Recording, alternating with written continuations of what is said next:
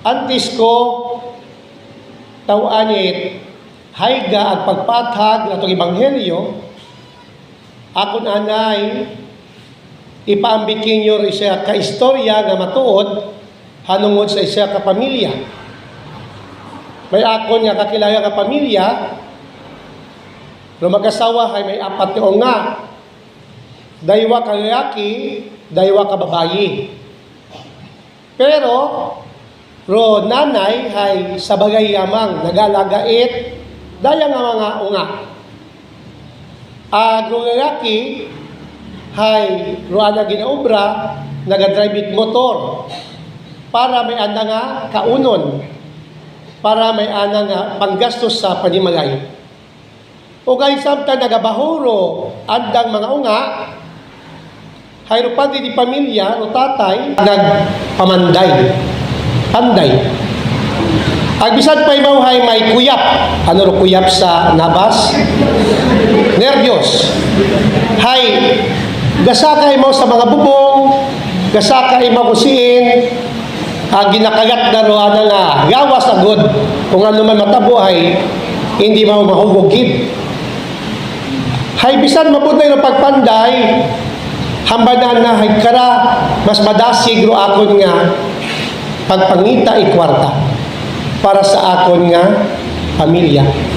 Mauro na nga trabaho, mauro na pagpagabuhi.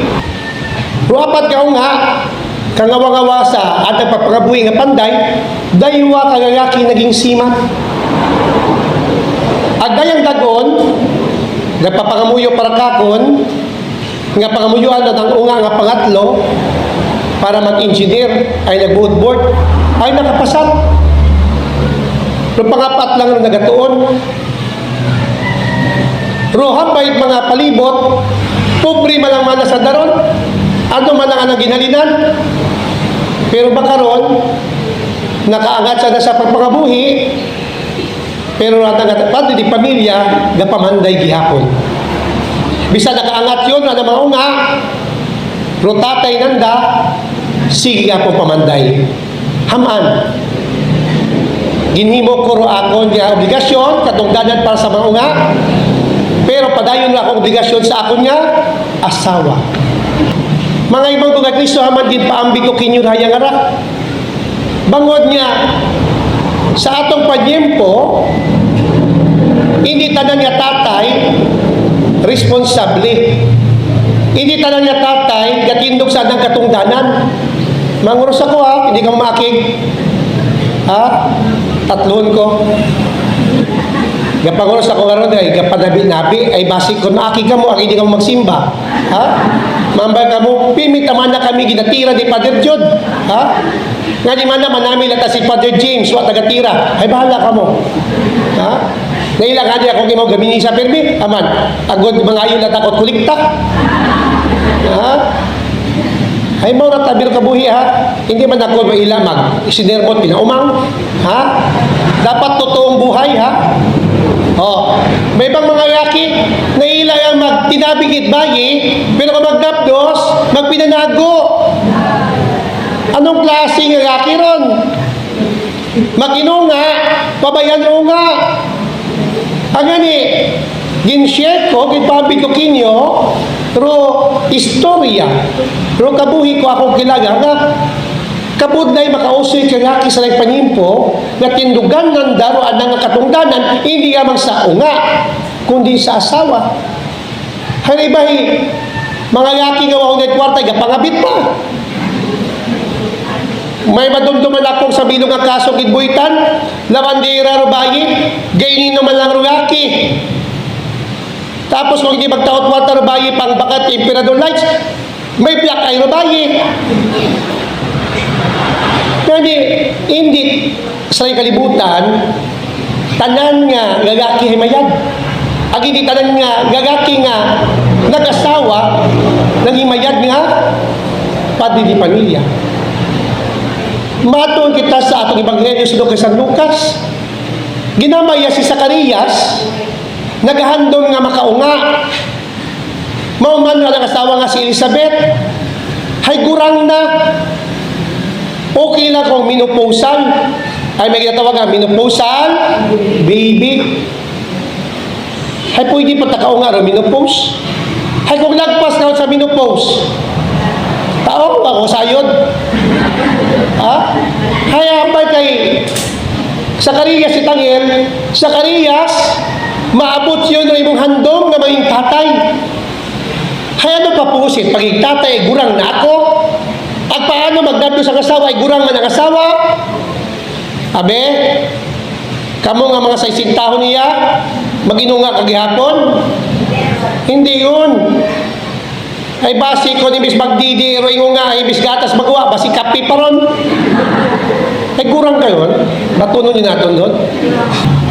Agad kaya ginabay, kay Zacarias, bangod niya pangamuyok ka nga magkaunga, bisan imposible, tawag kat unga. Albay katungdanan ka, nga pabahugon no nga ngara, nga magapahaom sa daganon, ito nga'y Diyos nga si Heso Kristo. Ngani nga, ro pagiging tatay, hindi ra basta makaamot ka, itsimilya. Hindi, ano ra, palaisdaan? Ano ra, babuyan? Hindi, tao kita. Ang bilang tao, ro tatay, may katungdanan, ngaroan ang unga, ay ipahaom na sa pag-aabuton. Kasayod ka mo, manguros ako 1985, April 29, 1985. Sa ospital kami, ay akong tatay, ay magapit lang mamatay. Ay, ito sa ospital, pinatawag kami. Hambag ako akong tatay, ay may isot pa ako, 10 years old. Hindi ka magpaugtas kay nanay mo. Tumana imaw. Tumana imaw. Huumakon pa. Huwag ko sa'yo mamatay ang tatay. Huwag ko sa'yo mamatay mo. Kita ko pa yung mag-revive. Pero nagtatas ang ulo, nagpromisa ako sa tatay. Hindi ako magpaugtas sa akong nga, nanay. Tumanon kura ako nga, nanay. At para masaya niyo habang nagpari ako, dahil dayay sugos ang nanay. Magpari ka. Habang naging teacher ako, dahil sugos ang nanay pagpari ko, magtuon ka pa. Habang nag-abogado ako, dahil sugos ako nanay, mag-abogado ka pa. Tanan mo akong aabot sa rayang kabuhi, sugos akong nanay. Agintuman ko ang nanay, bagod hambas sa akong tatay, hindi ako magpaugtas ang nanay. Ganyang tatay nagtawid, direksyon sa kabuhi. Ha? Abi ko ibahay, naging maestro ako. 2004 ako nakapasar sa NET exam. 2004 ako may maestro. Nga hindi ka mangawa sa second semester nga sa aso ba nga gaturoon ako. Guman, haman. Ay, waman, hindi pakasay sa dabas, ang kiri man ang schedule, gaawat pakakon.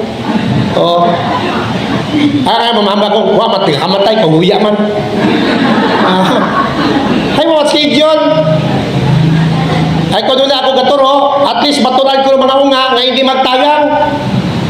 Ha? Ay, man pa din sa banga.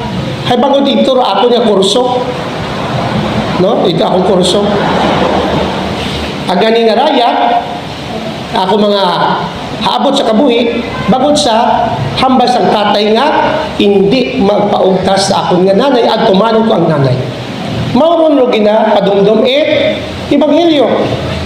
Nga kung ikaw nga lalaki ka pangasawa ka, siguraduha, nga kung may matabo, tindugan mo. Agwi mo nga unga, dapat tawaan mo direksyon na maatubang na ro pag-aabuton. Dahil kung ikaw ay naging padre di pamilya yaman bagod pa inabot ka nga similya, hindi ka dapat tawgon nga tatay. Hindi ka dapat tawgon nga tatay. Nakaamot ka lang. Bagod ro tatay, may katungdanan. Paano matawag ro siya ka tatay kung watunga? Di ba? At paano ka maging tatay kung hindi magdadtos ro bayi? Pag umunga ro bayi, automatic ro bayi ginatawag nga nanay. At kung hindi maging nanay ro bayi, hindi ka pwede nga lalaki maging tatay. Ay kangawa-ngawa. May mga mag-asawa ko magtawag, nanay, Tatay, nag-confuse ako. Magbangod ka mo, ano? Mag-asawa man na father, haman tatay ka, di magtawag ka na, haman mo, nag-ungaki mo, hay? Ha? So, hindi ka pwede maging tatay kung wait, nanay. Ngayon, tatapon mo roong nga, dahil mo pagkatatay, nakasandig sa unga, at palanggaw mo yung asawa, bagod uwa ka naging tatay, kung ro babae ka na. Ito yung mensahe ko atong simbang gabi. Nga kabay sa atong simbang gabi, pangamuyuan ta ng mga tatay. Ha?